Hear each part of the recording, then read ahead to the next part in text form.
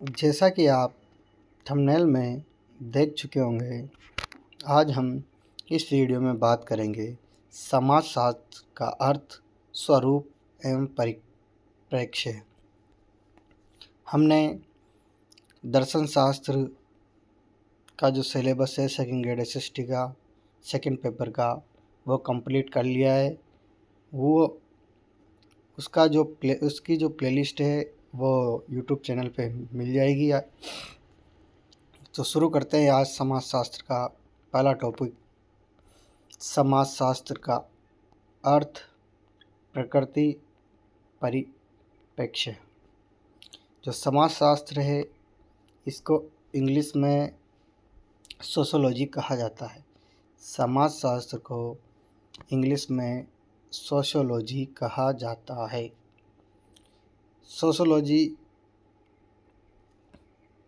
Sociology दो शब्दों से मिलकर बना है, सोशियस प्लस लोगस। सोशियस शब्द लैटिन भाषा का है, जबकि लोगस यूनानी या ग्रीक भाषा का शब्द है। सोशियोलॉजी शब्द अंग्रेजी भाषा यानी समाजशास्त्र को अंग्रेजी में सोशियोलॉजी कहा जाता है।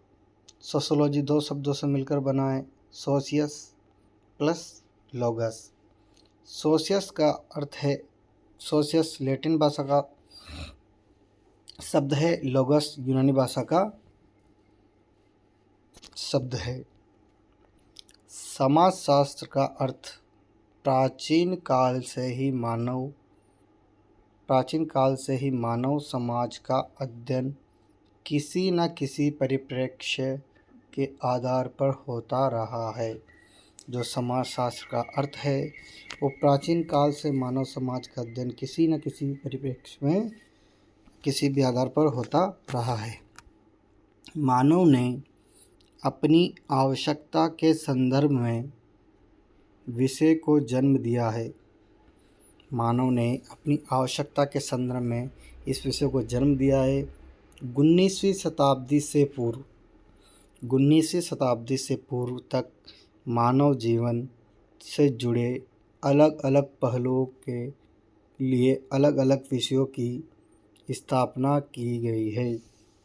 19वीं शताब्दी से पूर्व तक मानव जीवन से जुड़े अलग अलग पहलुओं के लिए अलग अलग विषयों की स्थापना की गई है। इन सभी विज्ञानों में से एक बात सामान्य थे कि सब किसी न किसी रूप में सामाजिक जीवन से अवश्य जुड़े थे। इन सभी विज्ञानों में से एक बात सामान्य थी कि वे सब किसी न किसी रूप में सामाजिक जीवन से जुड़े थे, परंतु कोई भी विषय समाज का व्यक्तित्व क्रमबद्ध एवं वैज्ञानिक अध्ययन संपूर्णता में नहीं कर रहा था। 18वीं शताब्दी के मध्य यूरोप में संपन्न एवं फ्रांस की क्रांति ने यूरोपीय समाज ने बहुत व्यापक बदलाव किए। जो 18वीं शताब्दी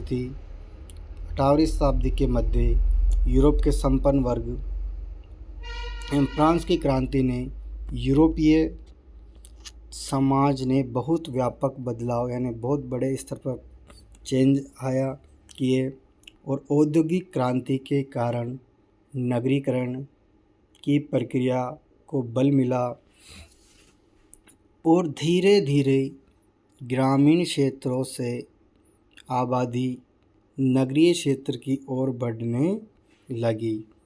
कृषि के स्थान पर अब उद्योग धंधों का विकास हुआ, जिसके कारण वर्ण व्यवस्था का जन्म हुआ।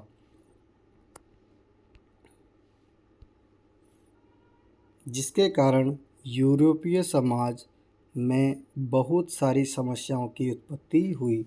जिसके कारण जो यूरोपीय समाज है उसमें बहुत सारी समस्याओं की उत्पत्ति हुई और इस परिस्थितियों में एक विषय के रूप में जन्म देने में महत्वपूर्ण भूमिका निभाई। समाजशास्त्र को जन्म देने में निम्न में से किस क्रांति का योगदान है?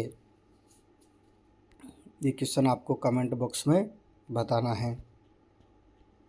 समाजशास्त्र को एक विषय के रूप में जन्म देने में निम्न क्रांतियों की प्रमुख भूमिका रही है: औद्योगिक क्रांति, वाणिज्यिक, फ्रांस की क्रांति, अमेरिकी व पुनर्जागरण, प्रबोधन आधारित वैज्ञानिक क्रांतियाँ।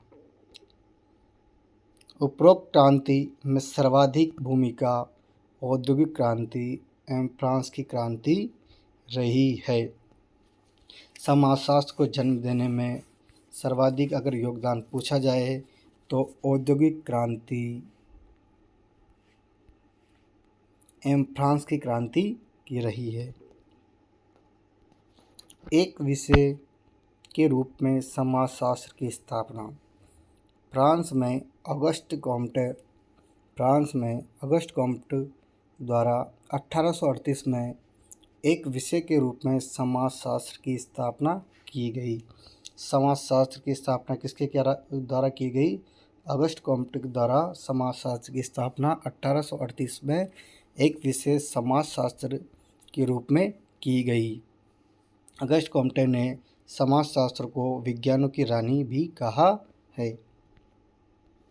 कॉम्टे ने अपनी पुस्तक पॉजिटिव फिलोसॉफी में पहली बार समाजशास्त्र की चर्चा की।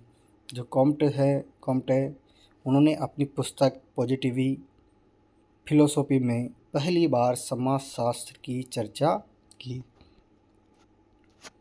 कॉम्टे ने समाजशास्त्र का प्रारंभ में नाम सामाजिक भौतिक रखा गया।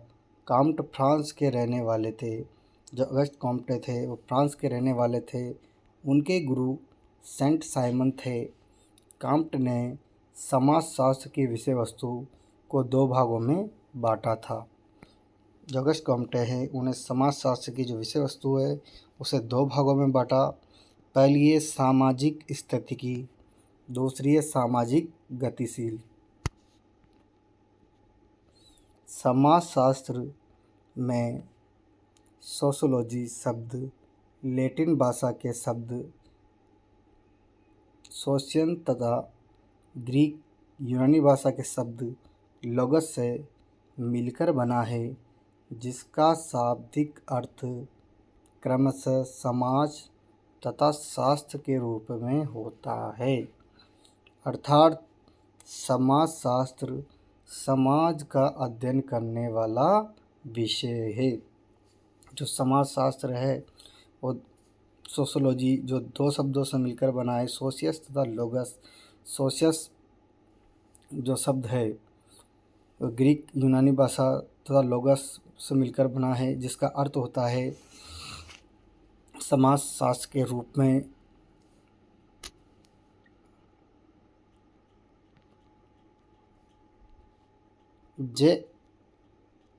जे मिल ने समाजशास्त्र को दो भाषाओं की अवैध संतान बताया है। जेम्स मिल ने समाजशास्त्र को दो भाषाओं की अवैध संतान बताया है। मिल ने समाजशास्त्र को प्रारंभ में इथोलॉजी के रूप में कहा था। यानी जो मिल है उन्होंने प्रारंभ में समाजशास्त्र को इथोलॉजी के रूप में कहा। रॉबर्ट बियरस्टीड का प्रसिद्ध कथन है, जो रॉबर्ट बियरस्टीड है समाजशास्त्री, उनका प्रसिद्ध कथन है कि समाजशास्त्र का अतीत तो बहुत लंबा है। समाजशास्त्र का अतीत तो बहुत लंबा है, लेकिन इसका इतिहास छोटा है। हर्बर्ट स्पेंसर ने मिल द्वारा प्रस्तुत शब्द इथोलॉजी के स्थान पर समाजशास्त्र को उपयुक्त बताया और इसे समाजशास्त्र के रूप में स्थापित किया। हर्बर्ट स्पेंसर ने मिल द्वारा प्रस्तुत शब्द इथोलॉजी के स्थान पर समाजशास्त्र को उपयुक्त बताया है और इसे समाजशास्त्र के रूप में स्थापित किया। कॉम्ट ने निम्न सिद्धांत प्रस्तुत किए, जो समाजशास्त्र के निम्न सिद्धांत है जो कॉम्ट के द्वारा प्रस्तुत किए गए हैं। पहला है, इसमें 3 स्तरों में बांटा है, 3 चरण हैं इसके: धर्मशास्त्रियों, तात्विक, प्रत्यक्षवाद या वैज्ञानिक। दूसरा है विज्ञानों का संस्करण, इसमें math, astrology, physics, chemistry, biology, समाजशास्त्र। डीपी मुखर्जी मार्क्सवादी परिप्रेक्ष्य के आधार पर भारतीय समाज का अध्ययन किया है। जो डीपी मुखर्जी हैं, उन्होंने मार्क्सवादी परिप्रेक्ष्य के आधार पर भारतीय समाज का अध्ययन किया है। मुखर्जी ने अपने अध्ययन के क्रम में परंपरा पर विशेष बल प्रदान किया है। इनका मानना है कि भारतीय समाजशास्त्र की अध्ययन विषय वस्तु परंपरा होनी चाहिए। मुखर्जी है, डीपी मुखर्जी है, उन्होंने अपने अध्ययन क्रम में परंपरा पर विशेष बल प्रदान किया है। इनका मानना है कि भारतीय समाजशास्त्र की अध्ययन की विषय वस्तु परंपरा होनी चाहिए। AR देसाई भारतीय राष्ट्रवाद की सामाजिक पृष्ठभूमि, इनकी पुस्तक है AR देसाई की रिसेंट स्ट्रगल ऑफ इंडिया, ये भी इनकी पुस्तक है। Rural sociology in India, AR Desai की है। भारत में ग्रामीण समाजशास्त्र, AR देसाई ने भारत में राष्ट्रवाद की भावना की उदय हेतु भारतीय सामाजिक संरचना में अंग्रेजी शासन व्यवस्था के कारण आए परिवर्तन को मुख्य कारक माना है।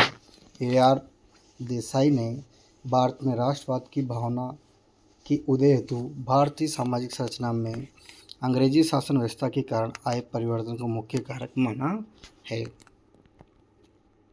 इनके अनुसार भारतीय राज्य की प्रकृति पूंजीवादी राज्य की रही है, जहां निम्न जाति वर्ग के लोगों की अपेक्षा सदैव हुई है। योगेंद्र सिंह समकालीन भारतीय समाजशास्त्री, योगेंद्र सिंह समकालीन भारतीय समाजशास्त्री योगेंद्र सिंह अंतर्राष्ट्रीय स्तर पर भारतीय समाजशास्त्र को स्थापित करने वाले प्रमुख समाजशास्त्री रहे हैं। इन्होंने परंपरा, संस्कृति, मध्यम वर्ग आदि पर गहन समाजशास्त्री अध्ययन किया है। इनकी प्रमुख पुस्तकें निम्न हैं: modernisation of Indian tradition, cultural change in modern India, आधुनिक भारत में सांस्कृतिक परिवर्तन। ये पुस्तक भी योगेंद्र सिंह की है। योगेंद्र सिंह ने एकीकरण उपागम के आधार पर भारतीय समाज का समाजशास्त्री अध्ययन किया है। योगेंद्र सिंह ने एकीकरण उपागम के आधार पर भारतीय समाज का समाजशास्त्री अध्ययन किया है। भारतीय समाजशास्त्री शुरुआती, आरंभिक या प्रारंभिक समाजशास्त्री, समकालीन, आधुनिक विचारक समाजशास्त्री। जो शुरुआती समाजशास्त्री थे, गुरहे, राधा रमन मुखर्जी, डीपी मुखर्जी, AD देसाई। और जो आधुनिक विचारक समाजशास्त्री हैं, MN श्रीनिवास, SC दुबे, इरावती कर्वे, योगेंद्र सिंह।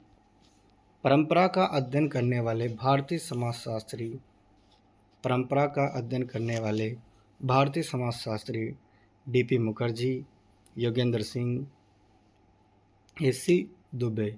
जाति का अध्ययन करने वाले समाजशास्त्री गुरये, MN श्रीनिवास, आदर विद्य, SC दुबे एवं मजुदार एवं मदान। परिवार का अध्ययन करने वाले समाजशास्त्री IP देसाई, इरावती कर्वे, KM कपाड़िया। समाजशास्त्र की अध्ययन वस्तु, विषय, प्रकृति एवं परिप्रेक्ष्य। समाजशास्त्र की विषय वस्तु, अध्ययन क्षेत्र। समाजशास्त्र के विषय के रूप में स्थापना के पश्चात इसके विषय वस्तु के निर्धारण हेतु दो प्रकार के मत हैं। स्वरूपात्मक मत या संप्रदाय, फॉर्मल स्कूल, विशिष्ट स्वरूप। समन्वयात्मक मत संप्रदाय, सिंथेटिक स्कूल, सामान्य स्वरूप। स्वरूपात्मक मत संप्रदाय, इस संप्रदाय के विचारकों का मानना है कि समाजशास्त्र संबंधों के विशिष्ट स्वरूप का अध्ययन करते हैं। दुकानदार ग्राहक, पिता पुत्र, यानी जो संप्रदाय है स्वरूपात्मक संप्रदाय, इसमें विचारकों का मानना है कि समाजशास्त्र के संबंधों के विशिष्ट स्वरूप का अध्ययन करते हैं। जैसे दुकानदार ग्राहक का, पिता पुत्र का। सामाजिक संबंधों के विशिष्ट स्वरूप का इसकी अंतर्वस्तु से कोई संबंध नहीं है। यह संप्रदाय समाजशास्त्र को एक विशिष्ट विषय विज्ञान बनाना चाहता है। यह संप्रदाय समाजशास्त्र को विशिष्ट विषय विज्ञान बनाना चाहता है। स्वरूपात्मक संप्रदाय के प्रमुख विचारक जॉर्ज सिमेल, वीरकांट, वान वीज, मैक्स वेबर, और जो स्वरूपात्मक संप्रदाय के संस्थापक है जॉर्ज सिमेल। समन्वयात्मक संप्रदाय, संश्लेषित या सिंथेटिक संप्रदाय, यह संप्रदाय सामाजिक संबंधों के सामान्य स्वरूप एवं उसके समग्र अध्ययन को विषय वस्तु में शामिल करता है। यह संप्रदाय सामाजिक संबंधों के सामान्य स्वरूप एवं उसके समग्र अध्ययन को विषय वस्तु में शामिल करता है। यह संप्रदाय समाजशास्त्र को एक सामान्य विज्ञान के रूप में स्थापित करना चाहता है। इसके प्रमुख विचारक Emile Durkheim, Sorokin, Ginsberg, Hobhouse. Sorokin ने समाजशास्त्र की विषय वस्तु के निर्धारण एवं इसकी प्रकृति को बताने के लिए N+1 का सिद्धांत दिया। यहाँ N का आशय समाज से जुड़े सामान्य पहलुओं से है। जो सोरोकिन्स ने समाजशास्त्र की विषय वस्तु के निर्धारण एवं इसकी प्रकृति को बताने के लिए N+1 का सिद्धांत दिया है। यहाँ N का आशय सामान्य पहलुओं से है। सोरोकिन का मानना है कि N यानी समाज के सामान्य पहलू का अध्ययन सभी विषयों में किया जाता है। समाजशास्त्र इसके साथ साथ इसके अन्य पहलुओं का भी अध्ययन करता है। इमाइल दुर्खिम समाजशास्त्र के अध्ययन की विषय वस्तु। दुर्खिम समन्वयात्मक संप्रदाय के विचारक रहे हैं।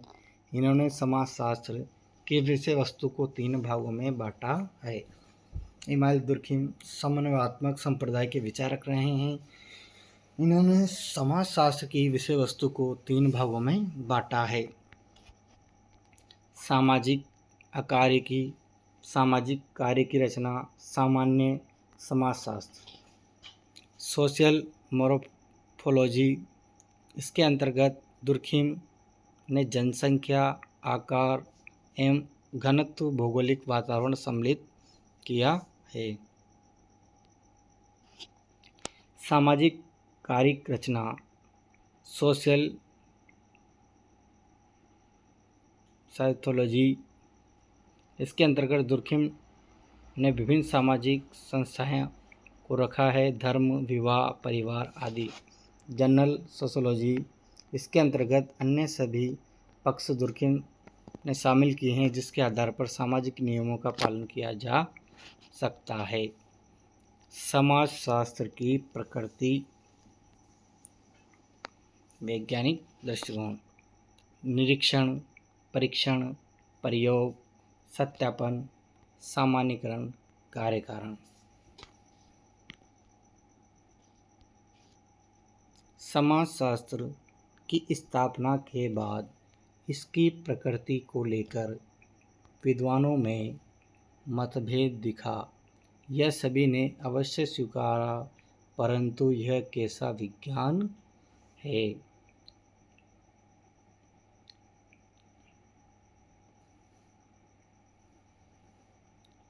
इस मतभेद के रूप में था कि कुछ विद्वानों ने इसे विशिष्ट विज्ञान मानते थे, जबकि कुछ इसे सामान्य विज्ञान के रूप में स्वीकारते थे। किसी वस्तु या घटना के सुव्यवस्थित, क्रमबद्ध एवं विशिष्ट ज्ञान को विज्ञान कहा जाता है। किसी वस्तु या घटना के सुव्यवस्थित, क्रमबद्ध एवं विशिष्ट ज्ञान को विज्ञान कहा जाता है। वास्तव में विज्ञान कोई विषय न होकर पद्धति उपागम है।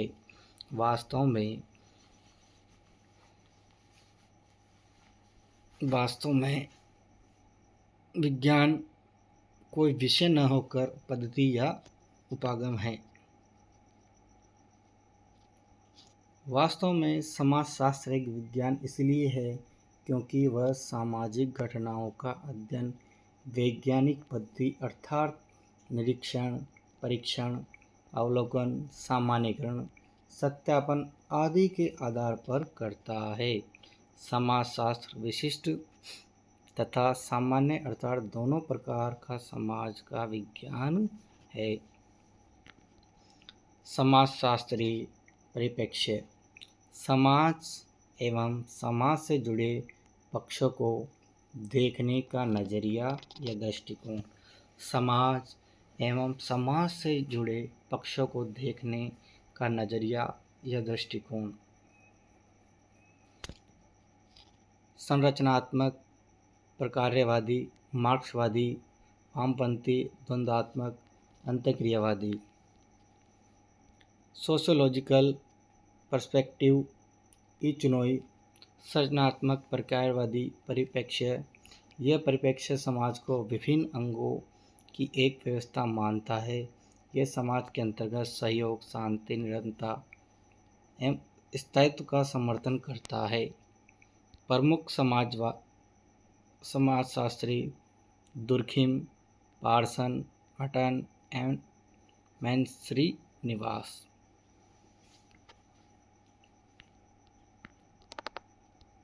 मार्क्सवादी, द्वंद्वात्मक, संघर्षवादी।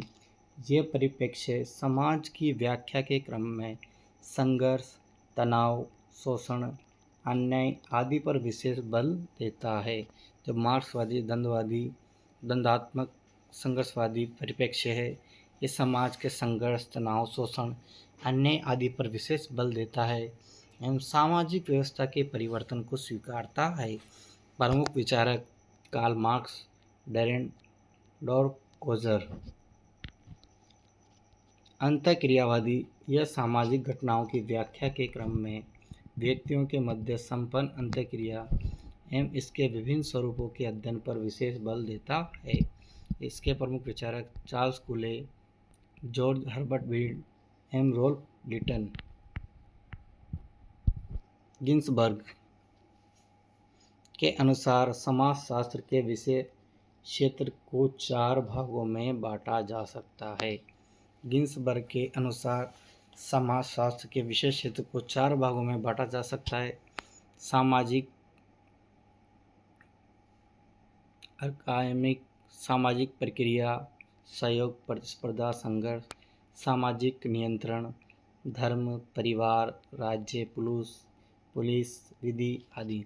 सामाजिक व्याधिकी, गरीबी, अपराध, भ्रष्टाचार, मद्यपान, दुर्व्यसन। हेराल्ड गारफील्डन। लोक क्रियाविधि विज्ञान, नरजातीय पद्धति शास्त्र। यह परिप्रेक्ष्य हेराल्ड गारफील्ड के द्वारा प्रतिपादित किया गया। गारफील्ड ने अपनी किताब स्टडी इन एथनोमी द डोलॉजी में इस परिप्रेक्ष्य की चर्चा की है। यह परिप्रेक्ष्य दिन प्रतिदिन के लोगों के व्यवहार एवं उनकी भाषा का अध्ययन पर विशेष बल देता है।